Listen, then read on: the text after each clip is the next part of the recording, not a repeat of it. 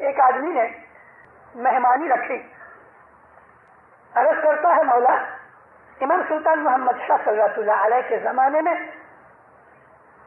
ایک پاٹ رکھ کے، ایک کرسی رکھ کے، مہمانی کا فروٹ وغیرہ رکھ کے ساری فیملی سامنے بیٹھ جاتی تھی۔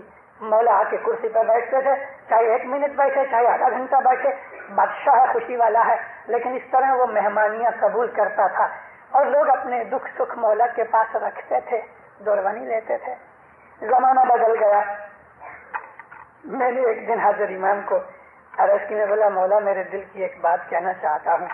کیا ہے ابو علی؟ میں نے کہا مولا سلطان محمد شاہ کے زمانے میں اس طرح مہمانیاں ہوتی تھیں، وہ زمانہ ابھی ایک خواب ہو گیا، سپنے جیسا ہو گیا، لوگوں کو اب وہ چانس نہیں ملتی تیرے سے گفتگو کرنے کا، اور تم ابھی آتا ہے 2-3 آدمی آئے، ایک فیملی میں سے ہاتھ رکھتا ہے، دعا آشیش دیتا ہے، تیری رحمت ہے یہ، لیکن لوگوں کو تیرے سے وہ حالت نہیں ہے کہ تیرے سے بیٹھ کے اپنے دکھ سکھ کی باتیں کر سکیں۔ مولا دنیا بھر نے ہنس کے کہتے ہیں تجھے معلوم ہے میرے دادا کے پاس پہلا تو یہ کہ ٹائم بہت تھا، میرے پاس ٹائم نہیں، دوسرا یہ کہ میرے دادا کے زمانے کے اندر لوگوں کے پاس اتنا پیسہ نہیں تھا کہ وہ سب لوگ مہمانی رکھ سکیں، ابھی تو میرے روحانی بچے ماشاءاللہ آباد ہیں، دیکھا تو نہیں اتنی مہمانیاں ہوتی ہیں میں پہنچ نہیں سکتا۔ میں بولا خدا نے ایسا دن کبھی نہیں آئے گا۔ ماں باپ میری طرف دیکھ کے ہنستے رہے مگر کوئی جواب نہیں دیا۔ مہمانی رکھی، کہتا یا مولا میں ایک دکاندار ہوں، یہ میرے چھوٹے چھوٹے 7-8 بچے ہیں، میری ماں ہے، مولا میں صبح دکان پہ جاتا ہوں 14, 15, 16 گھنٹے کبھی کبھی میں کام کرتا ہوں، لیکن روٹی آگے میں پیچھے، میرا پورا نہیں ہوتا۔ امام سلطان محمد شاہ فرمایا روز جماعت کھانے جاتے ہو؟ اس نے پہلے سے ہی ایسا ہی اپنا مولا کے حضور میں اپنا ٹائم ٹیبل بتا تو دیا، لیکن امام دیکھو خلاصہ کرواتا ہے اس کے منہ سے، جماعت کھانے جاتے ہو؟ کہتے خداوند نہیں جاتا، ٹائم نہیں ملتا۔ دسوند دیتے ہو؟ خداوند پورا ہی نہیں ہوتا، دسوند کہاں سے دے؟ امام کے ہاتھ میں لکڑی تھی، مولا نے لکڑی اونچی کی، نیچے سے پکڑا اور اوپر جو وہ بینڈ تھا وہ اس آدمی کی گردن میں، ساتھ میں جو ہینڈل تھا نا وہ اس کی گردن میں ڈالا۔ محمد فرمایا روز جماعت کھانے جاؤ، برابر دعا پڑھو، 10 پن برابر دو، اما ہم گراہک کو ایسا کھینچ کے تمہاری دکان پہ لے کے آئیں گے۔ اس کی گردن کے اندر وہ لکڑی ماں باپ نے ڈال کے اس کو کھینچا تھوڑا سا، ہم اس طرح سے کھینچ کے لے کے آئیں گے۔ اس نے تو روزی اپنے ذمہ لگا رکھی ہے، لیکن ہم اس کو اس کی ڈیوٹی پوری کرنے کا موقع ہی نہیں دیتے۔ اس نے جو لاز بنا رکھے ہیں ہمارے لیے، ہم وہ لاز کے اوپر چلتے ہی نہیں۔ اس نے جو رستے بتا رکھے ہیں وہ رستے ہم پہ جاتے ہی نہیں۔ ویلو ڈیل میں میری جاب لگی ہوئے اور میں مارکم پہنچ جاؤں تو پھر کون میری جاب لے رہے؟ جدھر میں نوکر ہوں مجھے ادھر جانا چاہیے، مجھے اپنی ڈیوٹی پہ پہنچنا چاہیے۔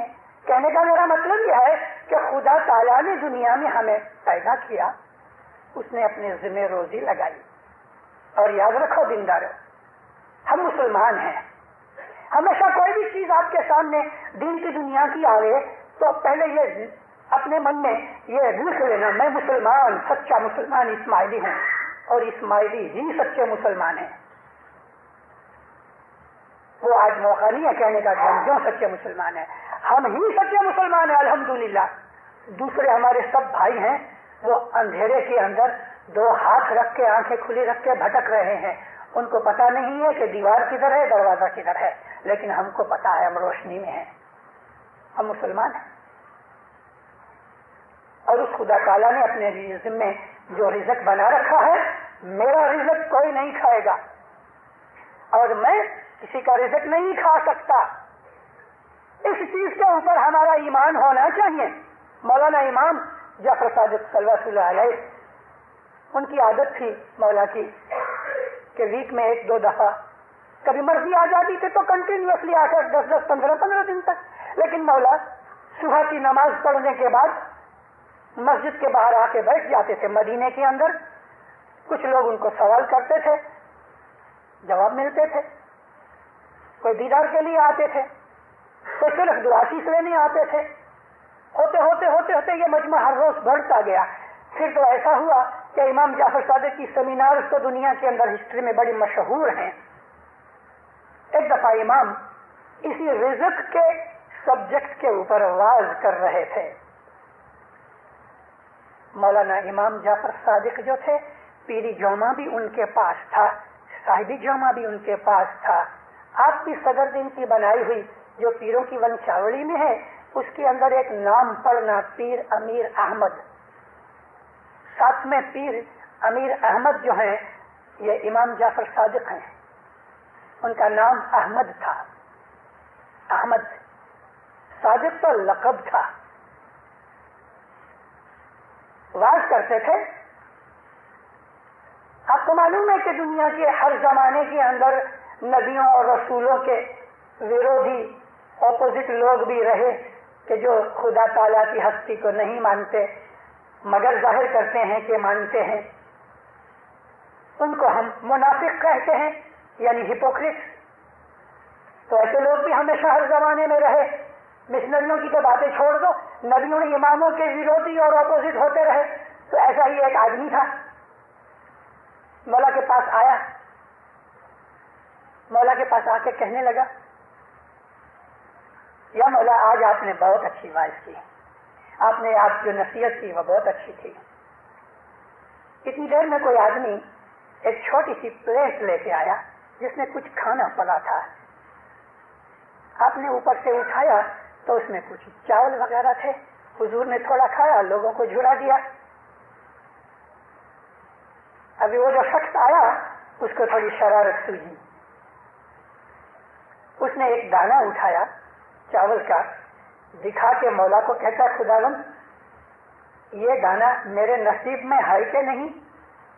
ابھی امام نے جو واعظ کیا, نصیحت کی, فرمان کیے, سمجھایا, اس بے وقوف کی احمد کی خیالوں میں نہیں آیا. اب وہ امام کو دنیا بھانے ڈاؤن کرنے کے لیے, کھوٹا ڈالنے کے لیے اس نے ایک راستہ نکالا, شرارت. مسلمان تھا. مولا نے کوئی جواب نہیں دیا. اس نے دوسری دفعہ جب پوچھا, بہت سے لوگ بیٹھے ہوئے تھے, حضور نے فرمایا دیکھو ایسی باتیں کرنے کا کوئی فائدہ نہیں. مولا اس کی نیت, اس کے دل کو پہچان گئے. کہتا نہیں یا حضرت یہ دانا اگر آپ کہو کہ میرے رزق میں نہیں تو میں ابھی آپ کے سامنے کھا کے بتاؤں. یعنی وہ ظاہر کرنا چاہتا تھا کہ آپ نے جو کچھ کہا ہے وہ جھوٹ ہے. جو چند لوگ تھے گرم ہو گئے. مولا نے سب کو ٹھنڈا کیا. حضور نے یہ فرمایا یہ دانا تیری قسمت میں نہیں, تیرے پیٹ میں نہیں جائے گا. شرارت کی وجہ سے اس نے وہ دانا لیا, منہ میں کھول کے جو ڈالا تو اندر پتہ ہے جس کو ہم کاکڑا کہتے ہیں, ٹانسل, اس کو وہ دانا لگا, اس کو اتھو آ گیا. یعنی وہ دانا اس کے نیچے نہیں گیا, اندر لگنے سے اریٹیشن ہوئی. اریٹیشن ہونے سے وہ دانا اس کی ناک میں گھس گیا اوپر سے, یعنی اندر تالو سے اوپر چلا گیا. کھانسنے لگا, آنکھوں میں سے پانی اتر آیا. نہیں, کبھی کبھی ہم پانی پیتے پیتے یا کھانا کھاتے کھاتے بولنے لگے تو ہماری ہوا کی نلی میں تھوڑا کھانا چلے جائے, ہم کو کیسا یہ اتھو آتا ہے. اٹھ کے بھاگا باہر جا کے اس نے بڑے زور کی چھینک ماری. جیسے ہی چھینک ماری تو وہ دانا جو منہ میں ڈالا تھا وہ ناک میں سے نکلا. ایک کبوتر آ کے وہ دانا اٹھا کے چلا گیا. بہت شرمندہ ہوا, مولا کے پاس آ کے معافی مانگی. ہماری قسمت کا جو رزق ہے ہم کو وہ خدا دے گا, ضرور دے گا. اور یاد رکھو دیندارو, جو لکھا ہوگا وہی کھا سکیں گے.